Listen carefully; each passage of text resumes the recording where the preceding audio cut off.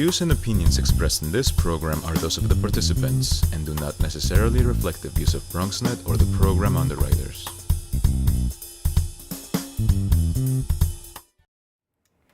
Good morning and welcome to the second episode of Bellas Fashionistas Trailblazer Series, a series throughout Women's History Month where we highlight Latinas who have escalated the corporate ladder.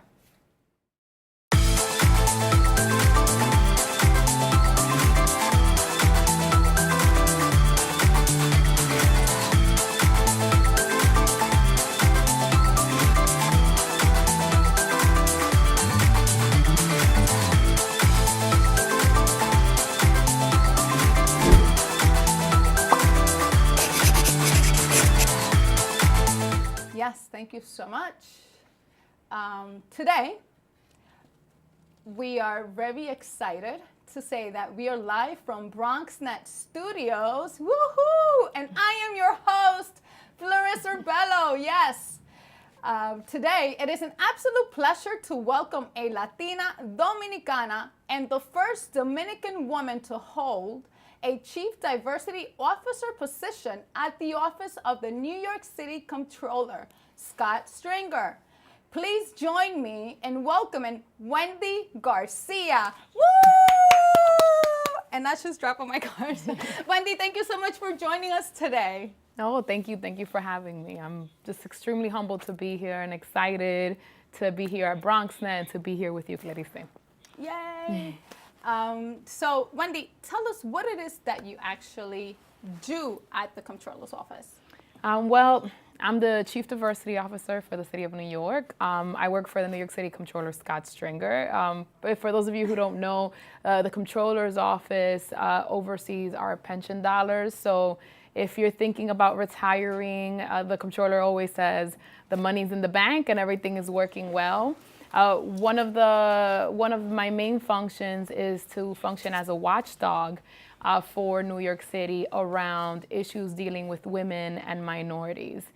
So everything from contracts to investments to whether the regulations that are in the office are equitable. And I also take a look at citywide, what's happening, who's accessing our money, and we like to make sure to ask the big question, are women and minorities getting their fair share of the pie? So you're basically like a police sergeant going into every agency and now soon corporate America, right? Because you need to ensure that everyone is following guidelines. And we have definitely. We take a look at the private sector and we also take a look at government. Yeah, so you would say it's like a watchdog. Someone said the other day it's almost like an oversight agent. I don't know, maybe it's like the CIA or something like that. I would be scared of you, boy, coming into my office and making sure I'm going by the regulations. But you know what? That is great because I think that we all need to have equal opportunity across the board. Absolutely. So tell me, how did you land in government, Wendy? How do you land in government? At what age? At what age? I think, similar to most students' story, I went to college. I went to the University of Delaware. And from there, I went to the New School. And somewhere in between college and the New School, I had an experience through what's called the McNair Scholars Program. And their role was really to push you and say, like, you're a child of color, we're trying to make sure that we have more PhDs. So explore your potential. And we did just that. I spent my summer interviewing a bunch of people. One of them was a council member's office in Washington Heights. And I decided that's what I wanted to do. So after learning about the work, I knew at that time, at the very least by college, I knew that I wanted to be in government. That's exciting. And I feel like everyone needs to be exposed in order to really know if they want to land in there. Absolutely. So tell me about growing up in Washington Heights back in the 90s, right? The Heights, baby, the Heights. Washington Heights. I grew up, look, my mom came here when she was 26, 27 years old. I was raised by a single mom. My father was pretty absent from the picture, so she had to do everything that she can to raise me in a neighborhood that she was really just getting to know. So I was raised by 2 or 3 different families at any given time. That's the Araujo family, the Gonzalez family, and of course my own nuclear family, which is my Aunt Pilar. And I spent a lot of time from school to the house making sure I got my homework done. My mom worked 3 different jobs, and every time I came home from school, she was very clear that my number 1 priority was school. On the weekends, she worked at a travel agency, and I had to pack up my stuff, get on the train with her, and take the train down to Delancey Street, and we would go to the travel agency and do my homework there. So education in my house wasn't really, it wasn't optional. There was no space to fail. I had a great support system. I had a godmother and a godfather who really just made sure that I had the basic resources, but they also encouraged me a lot growing up. So Washington Heights to me that's my home. That's the love of my life. My daughter has a project and the teachers text me and they were like, oh, where do what neighborhood do you want your child to work on? And I was like, Washington Heights. Because I want her to know that, that's where we come from. And I'm really proud of that. And it takes a community and a village, and right? it takes a village to raise a child. And I raise a child. Definitely was able to benefit from that story. That's incredible, and thank you for sharing that, and that you passing that on to your children. It's very important because then they know about their roots, right? And that's very important. Now, tell me something, Wendy. What was your experience with mentor? Or I wouldn't say mentor, but along the way, did you have? I know that you mentioned your godmother. Did you have anyone else that really guided you into the direction? Yeah, I would say, I think everyone has forms of mentors, right? I think sometimes we think about mentors in a way as if they come in one form in one person at one time, and then that one person whisks you through like Superman and takes you all the way to the end. I don't think that was my case. It's not my story. I don't think it's most people's story. Right. So I had a bunch of people from the time that I was born till right now that saw a door, pushed me towards it, opened the door for me, and pushed me in. And then I got to the next door, and then I met someone else who did the same thing. And so that has been my story, I would say, since the time I was born, whether it was my godmother when I was growing up, and she was kind of like, how are we gonna look at college? That's amazing. Or it was my aunt who made sure that when I came home from school, I had a plate of food and I had all those basic needs in order to kind of get through the day. Or was my mom teaching me the skill set of hard work and ethic. My mom used to always tell me, like, even though we may not have much, we will always behave as if we have hard work, ethic, and discipline. And that's always been my mother's mantra. Like, this is about discipline and hard work. And so I would highlight them as my mentors. I can tell you there's been so many times with the Comptroller, with Scott Stringer, where he's looked at my work and challenged me and said, why don't you rethink this in this way? Why don't you think through this in that way? So he has really helped me always focus on, like, we're doing the work of New Yorkers. And when we're doing the work of New Yorkers, you have to be really honest and thoughtful about the way you do that. So I've been lucky to have a bunch of people around me who really opened up doors. Yes, and that's amazing. And they say that behind a strong woman, right, Yeah. there's a village of strong women behind them. Yes, absolutely. And that's very interesting what you said, that Scott Stringer has been such a guidance to you and a mentor throughout your career. Yeah. Because when we have someone like that, it doesn't necessarily need to be a woman. It could also be a man, right? Yeah. And it's just very different because it molds you into be very strong and mindful with that. And it's interesting and amazing with your work because you have to have the passion and the love to be able to serve in government, serve the community, right? Now, tell me, what were some of the messages that they had instilled in you as a youth and throughout your professional career? Work hard, work hard, work hard, work hard. Put your head down and work hard. Not every message is the best message, right? Mm-hmm. You shouldn't always put your head down and work hard. You should lift your head up and work hard. And the clear message in my family was, if you work hard, you will see results. I don't think that's always the case for everybody. I don't think there are people who work hard and then all of a sudden everything comes out well and they're on top. I think you have to have the mentality that you have to foresee where you're going. You have to know where you're coming from. I remember there was a teacher in high school who said, I said, oh, I want to make lots of money or something like nuts like that. I was like in high school, I wasn't completely mature. And she was like, you'll never have to work in your life if you do what you love. And I think she so absolutely right. I don't feel like I work a day. I wake up every day and I'm doing what I love. This is my passion, and it's great that I also get to do it as a career. That's amazing. And thank you for sharing that. So interesting. Now, did anyone ever tell you these words: you will never make it, or you were not good enough throughout your profession? Of course. Of course. We always have that, right? Of course. All success needs a little pain. Yes. Right? Like growing pains. Growing pains. Like I guess you don't really go through life without having some naysayers along the way. And that help you push forward. Yeah, and it helps you push forward. So absolutely, I remember having a teacher in high school who was very clear about the fact that I wasn't going to be successful. I remember him calling me Maria all the time. He would never learn my name. Maria. My name Wendy is always Maria. Maria's a great name. I love Maria, but that was not my name. So it has absolutely happened where I've been in situations where someone didn't think I could complete the task, or there was someone who was not encouraging.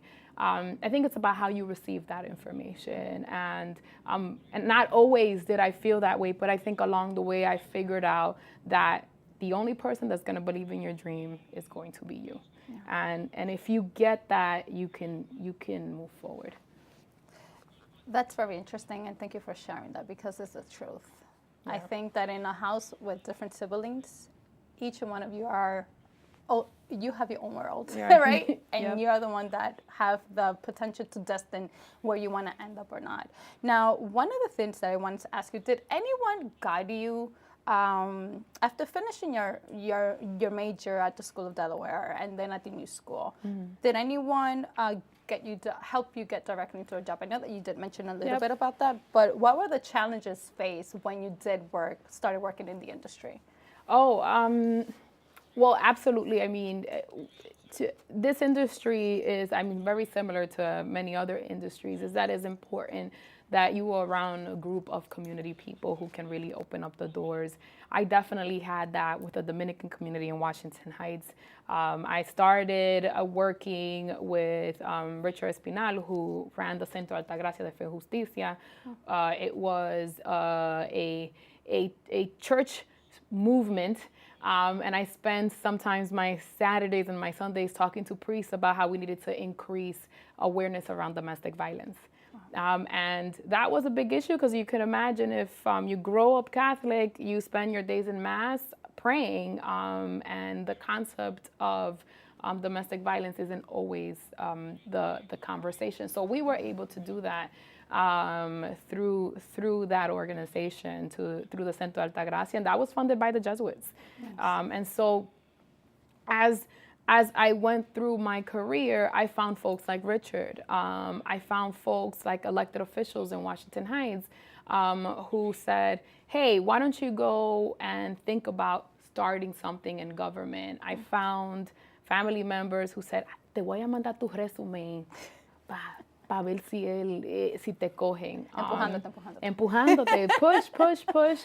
And that's how I got to Scott Stringer's office. And it's been an amazing ride. It's been really great. I have been able to grow and do many different things. And at one point I was a liaison for East Harlem and Washington Heights. And another point I was a deputy. Then I went to work for the mayor's office. Wow. And I ran external affairs, and I started as the Deputy Chief Diversity Officer, and now I'm the Chief. And it's been a great train ride, and I can't wait to get on that airplane to kind of keep moving. It's been really good. I'd love to hear what's next for Wendy, but she can't tell right now.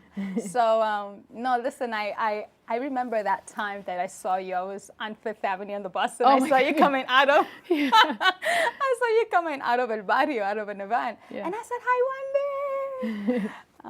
But that's just amazing. And you have come a long way. Like, you've been through all these different agencies and in so many different levels of hierarchy.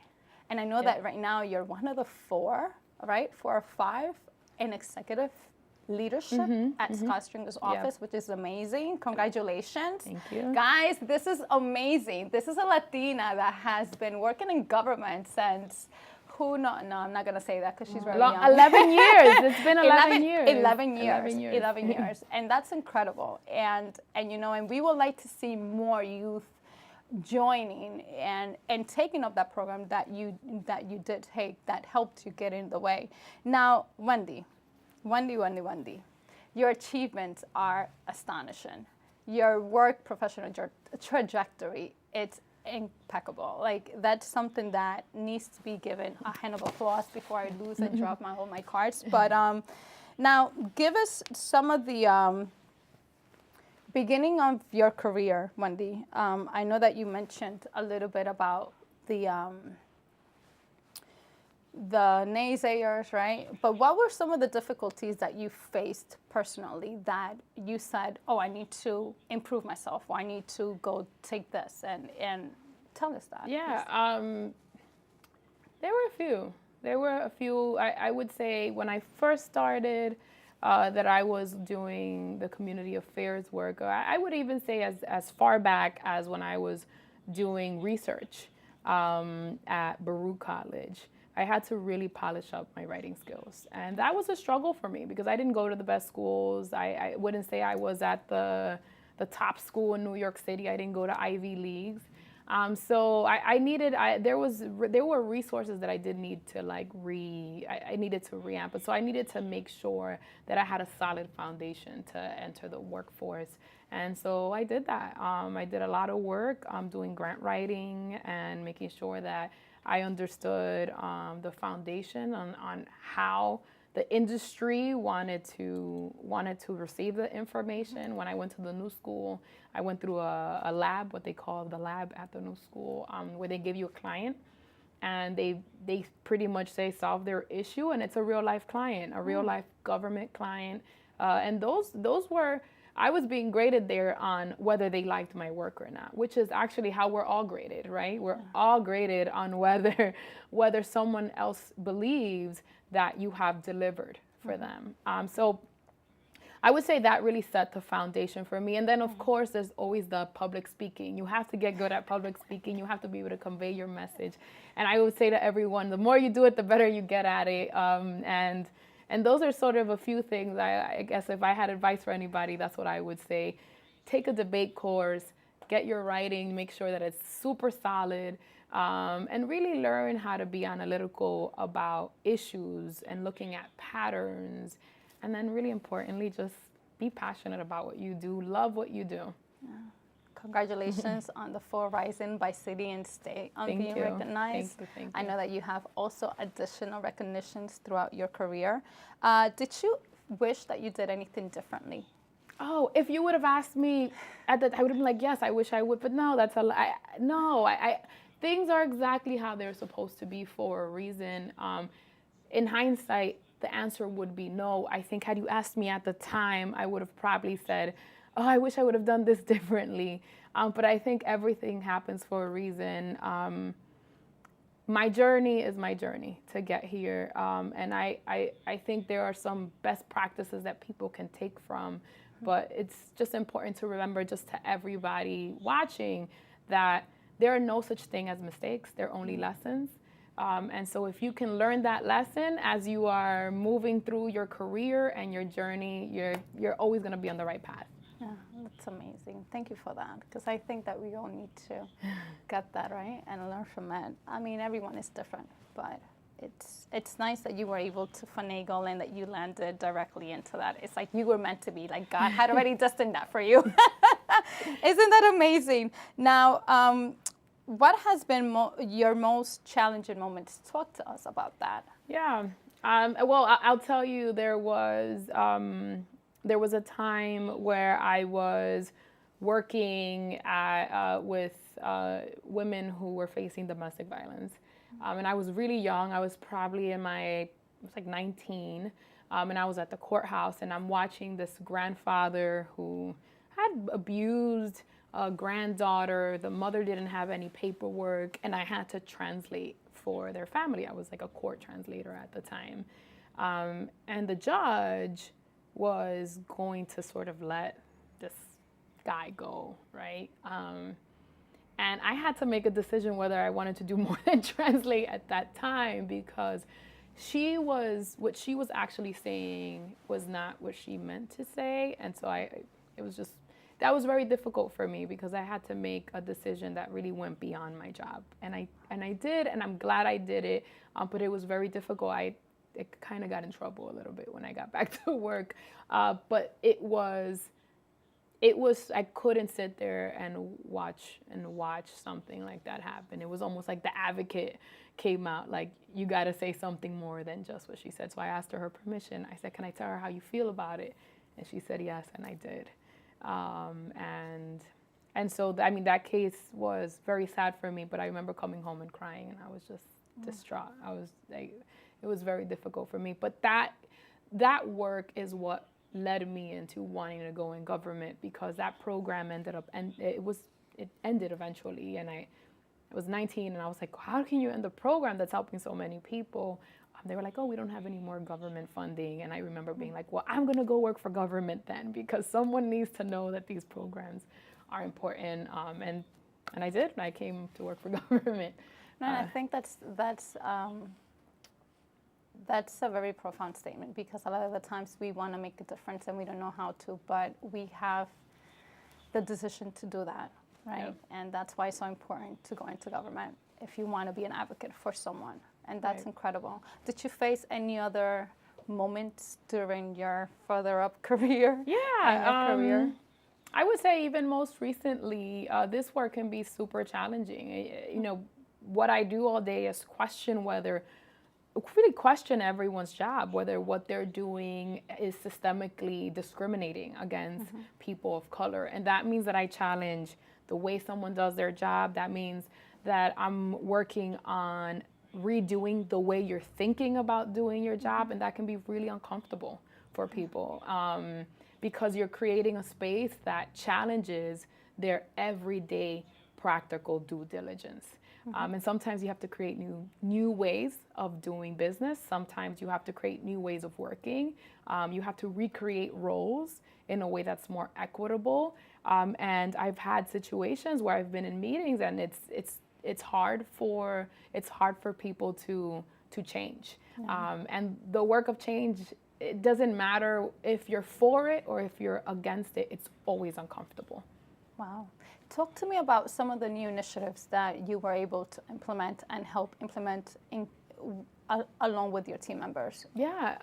So we have quite a road and a journey. So I'll start with saying, when the Comptroller ran for office, he created this position as the Chief Diversity Officer position. He hired the first CDO, and I came in as the deputy. When we first started, he said to us, I want you to grade city agencies, and I want to look at whether this money is being used, and is it going to women and minority-owned business. So we were like, scratch. Okay, how are we going to do that? So we looked around the nation. We spoke to research centers. We spoke to all the top experts, just to find out that no one had done this before. Everyone was kind of like, that is a great idea. We've never done that. And so that left us with a whiteboard of ways to get this done. So we had to be creative. So we looked at 31 city agencies, and we graded all of them. We gave the city a D grade, and you could imagine when you give the city a D grade, what happens when you receive a D grade? Are you happy about it? Of course not. You are not happy about it. So we had a lot of unhappy people.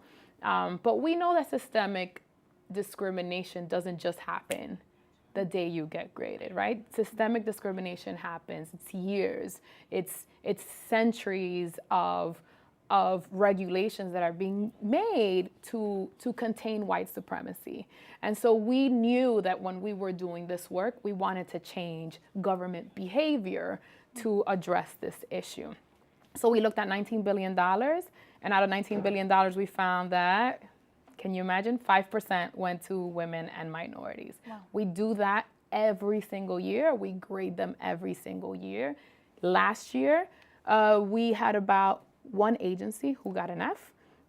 In the previous years, we had 6 and 7 and 8 agencies. So I would say, while the grade has sustained at a D, we have seen upward movement in more spending with women and minorities. So, you know, there are bright times ahead. We just want to make sure that we're moving aggressively and quickly. Mm-hmm. We've also looked at whether there are people on board seats, right? So how many times are you shopping at Walmart? Are you shopping and you're thinking about Johnson & Johnson on the corporate side, and you're wondering who's making these decisions, right? We're customers. We use these brands every day. So we put out a questionnaire and we said, hey, who sits on your board? Are they women? Are they minority? Are they LGBT? Are they young? Are they, where are they in the age range? What experience do they have? And we question the composition of these boards. And again, what happens with change? Nobody likes change. No one likes change. Especially it becomes if it has uncomfortable. been for so many years, right? That it hasn't changed, especially with city agencies. So we said, hey, if you're not willing to put more women and minorities on board, we may question the way we vote. And that's something that the Comptroller's office did to really make a stand on. We believe that when women and people of color are on boards, we will have more efficient, more effective government and a better private sector. Mm-hmm. And we did that throughout our whole office. We started looking at our own procurement and we were like, hey, like if, you know, we're asking everyone else to do this, we need to ask ourselves the same mm-hmm. question. And since we came in office, we started at about 11% utilization, and now we're at 29%. Congratulations. So we were, thank you. So we were able to double that. And the power of all of this is that this is not something that it's just living in a CDO or chief diversity officer space. It's the whole office, including the controller, including our first deputy, including our chief of staff, who are committed to this issue on how do we reprogram our office, the way we think, the way we feel, the way we execute, so that it can be equitable for all New Yorkers. And we've questioned that, not just ourselves, but everyone else on the outside. One of the things actually, Freddy, that we're doing right now that's happening this Thursday is we're going to be having a rally for equity and justice. And we're calling on every person of color and women and allies to come join us at 12 o'clock and say, we're done with not having our piece of the pie. It's time that things change. And we're calling on the Charter Commission to make sure to include a chief diversity officer, not just inside City Hall, but in every single city agency across the city. Wow. Does that also include the corporate side? Or is yes, the concept is that the role of the chief diversity officer will be everything from contracts to procurement mm-hmm. to investments to also looking at board seats and how we do appointments. It's about how we're making decisions and how the mechanics of government works. And this will make it a requirement. So it's almost like time is the essence. Mm-hmm. This is the only time that we're going to have within this space in the next 2 weeks to get this done. So we're hoping that they take a look at our proposals mm-hmm. And really push this through. Yeah, I know, because I know that the WMBE is only for, and I know that they try to take it down. Yeah. And we need to fight for that. Yeah. We as minority-owned businesses, that includes myself, we will need to work on that. Yeah. That's extremely well. So now talk to me about WMBE University. Yes. We started this program about, as we were doing the grading, of course, challenges come up. So what we heard we took a tour of the city. So I should first start with that. The Comptroller went to Staten Island, and he went to Harlem, and he went to Washington Heights, and he went to all different parts of the city and asked one question: what is the need? What is it that you need us to do? What can we do within our authority to get this done?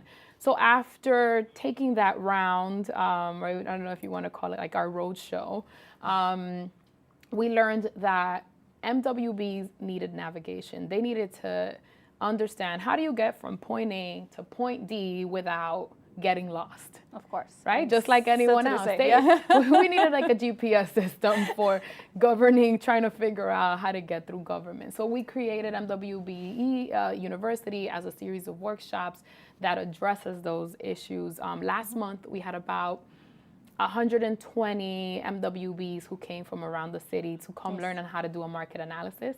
I'm sure you know this very well. One of the things you want to know is, who's my competitor? Of course. How do I figure out who my clients are? We answered questions like, who are they? Which agency? And then more importantly, how do I compete? And how do I make sure that I get paid? Because you want to make sure you get paid. Yeah. And we did that with them, and we showed them how to do it themselves, because we want to make sure that it's sustainable. So not only are we giving you the information, we're teaching you in the process how to do it yourself. Because we want to make sure that if tomorrow you build your own business, you can also teach another business owner how to do the same thing. Of course. That's great. That's fun.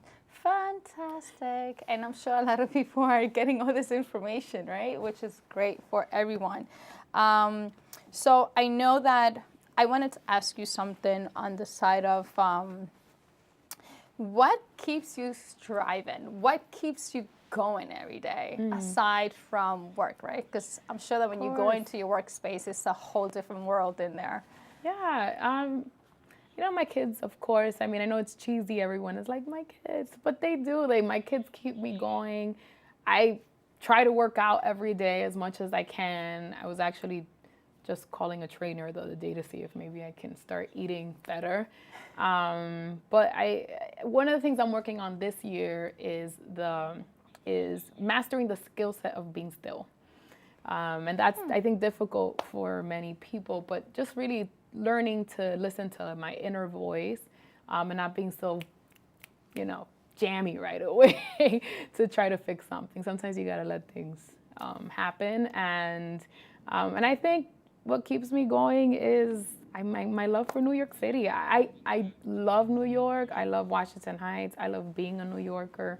I love working in a government that helps people. And every day I try to keep my mind fresh so I can think of creative ideas on how we can recreate government for the people of New York City. I'm sure it's challenging, right? Yeah, of course. Because you have to look at all these issues that take into place, and how can you make it better? Yeah. Awesome. Did you ever feel like you wanted to throw the towel? You know how to say throw the towel? Yeah, like Tira I'm la done. toalla. Tira la toalla. Of course, yes. All the time. I think I have those moments just like everybody else. I would imagine for the viewers watching that you've had that throw in the towel moment. So I would, yes, I've had a throw in the towel moment.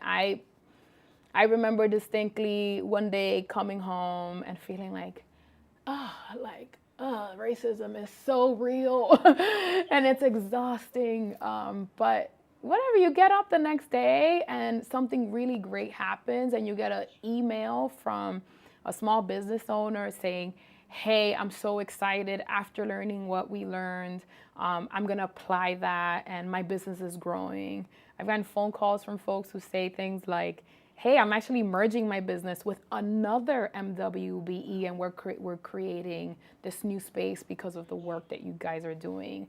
Or I've even received phone calls from people who say, I want to be a chief diversity officer too, not in government, but I'm going to go talk to Goldman Sachs and see if they're willing to create this position there. So it's motivating to see that it's impacting people's lives, and they are taking it and moving it forward to impact their industries as well. That's amazing. And that's rewarding, because that lets you know that you're doing your job very well. Yeah. Congratulations. What do you recommend a young Latina coming into the industry? Is it a career path that you would recommend? Oh, I mean, I would say yes. I could answer that myself. yeah, absolutely. I recommend any career path that makes you happy and brings you joy and ignites your passion. This, particularly government, is a nice area where you can impact millions of people because of the decision that you make. That can be great, right? That can be amazing to say, hey, I have this idea. Let me work with a group of folks in my office and see how we can implement that. And then when you see it come into fruition and how it's impacting people, you're kind of like, wow, like this is, I don't know if you can get that anywhere else. I don't know where else but government can you impact millions of people every day on creating good initiatives. I think for any Latina looking out there and trying to think like, what do I do? I'm in the middle of my career. I'm trying to figure it out. I would say follow your heart, but more importantly, when you are in service of others, no matter what industry you're in, you will always find your passion. It doesn't matter what that is. And if you're thinking about government, then absolutely come in understanding that you need to be able to be disciplined in this field. And discipline means you need to work hard. You need to learn everything you need to know about your subject area. And once you master that, implement. Nice. Are there any programs that you could recommend any students or anyone that would like to go into the industry, aside from the one that you were in? Is there additional? And I'm sure that you know all of them. I mean, most and all, or. I mean, there are great programs. I know there are programs like Aspira who do a lot of good work with Latino students on making sure that they get college ready. There are programs within universities. I encourage, I was the president of the Hispanic organization when I was in college, and while I wasn't per se a program, it definitely was an experience that impacted what I'm doing today. So I would say join a club. Make sure that if you're in college right now, join a club. Be part of something bigger than yourself. College is about the experience and the academics, but the experience will impact the decisions you make on your academics. And at the end of the day, you're training for real life. And in real life, people want to know that you've gone through some type of experience to hire you. Nice. Does your office provide any internship opportunities yes, for students? Yes. So the Comptroller's office offers internship. It is a great internship. It's all summer. We take our interns into some types of trips around the city where they get to learn how city government works. They also get to learn about all the wonderful deputy comptrollers we have in our office. We're very lucky. We have 7 women in our office. So basically, our office is run by women. Which is pretty amazing, but it just really shows you that it's just the vision of the Comptroller is one of making sure not only that you develop women just for the sake, but that you're developing women who are professional, who are smart, who are intelligent, and who are also giving back to other women. And that's really the slate of our office. That's the core, that's the value. And when they're doing hiring in our office, that's the question is, are we making sure that we are including all of New York? And that's always something that's at the core. So you see that reflected in our deputy comptroller meetings when we all meet during our executive time. And the majority of us, of course, are female. Wow, that's amazing. I just love the difference and the changes. I mean, it's good and it's great because we have more representation of women, right? Absolutely. Key is to continue to work together moving forward. Now, Wendy, we have a special section here for Bellas Fashionistas. It's called Bellas in 7 seconds, which hopefully we'll get it in 7 seconds. Okay. Someone just surprised me the other day with this. I'm like, hey, you didn't tell me that was part of the interview. So this is all strictly fashion, right? Because I know that we speak about so many different things. And this is Bellas Fashionistas. So we have to speak about fashion and close with the fashion. So ready? This is all strictly fashion forward. Okay. So who dresses you? I dress me, and Stitch Fix. And Stitch Fix. Stitch Fix okay. dresses me. Well, recently Stitch Fix started dressing me. They are a woman-owned company. They send you a beautiful box of designer wear for an affordable price. And they, they put fun items that you normally wouldn't wear. So my dress is, my shirt is Stitch Fix, my skirt is Stitch Fix, my shoes are Target. Let me, it's 7 seconds per question. It's Okay, a second per question. So you already said it, but who is your favorite fashion designer? I love Stitch Fix. I love Stitch Fix. Fashion icon. My fashion icon. I would say if I were to choose a fashion icon, which I don't currently have one super in the back of my head, I love how Beyonce dresses. I love how J-Lo dresses. I love how some like the Congresswomen dress. Yes, I know yes. it sounds like It's like Carolina Herrera style. Yeah, I love what the Congresswomen did when they all wore white and they had that picture of them on the news and they did it in solidarity. That's the kind of fashion I like. Yes, nice. Top shoe designer, did we say? You said Target. Yes, Target. Top 5 dress codes. So from here, you're going to answer one or the other, okay? So dresses or pants? Dresses. Dresses, yes. Okay, yes. Blazer or no blazer? No blazer. Okay. Stilettos or thick heel? Thick heel. I love thick heel though. When you're not in work clothes, you are in? Comfortable jeans, jogging pants, maybe a nice shirt, lipstick. With makeup or no makeup? Semi-makeup. Semi-makeup. Right. Okay. Very nice, very nice. I love to hear the fashion forward for Wendy. Look at how she's dressing everyone. She's all black, so New Yorker, which I love. So I know, Wendy, that is there anything else that you like to say for our students and our audience watching this morning? I would say follow your passion, love what you do, and the rest will come. Yes. Thank you for that. Thank you.